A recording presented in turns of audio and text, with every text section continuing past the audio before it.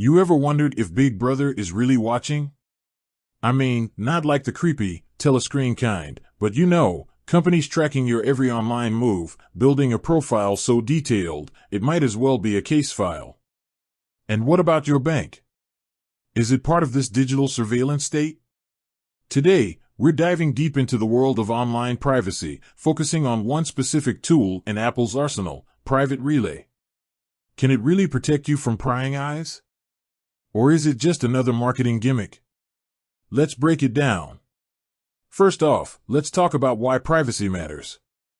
It's not just about hiding your browsing habits from your mom. It's about protecting your personal information from data brokers, advertisers, and even governments.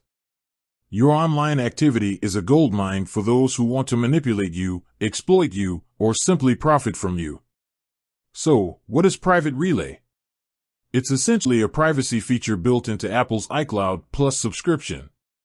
When you turn it on, your internet traffic is routed through two separate internet relays. This means your IP address is hidden, and your browsing activity is encrypted. On paper, it sounds like a dream come true for privacy enthusiasts. But let's not get carried away. No system is foolproof. While Private Relay does a good job of masking your IP address, it doesn't hide everything. Your device still sends out information, like the type of browser you're using, which can be used to create a fingerprint. And remember, even if your traffic is encrypted, the content of your communications can still be intercepted and decrypted by law enforcement with a warrant. Now, let's talk about banks. Banks collect a ton of data about you. Your spending habits, your location, even who you're sending money to. This information is valuable, and it's a target for hackers. Can Private Relay protect you from your bank snooping on you? Well, kind of. It can hide your IP address from your bank, but your bank already knows who you are. You have an account with them. So, while it might make it a bit harder for them to track your online behavior, it's not going to stop them from seeing what you're doing within their app or on their website.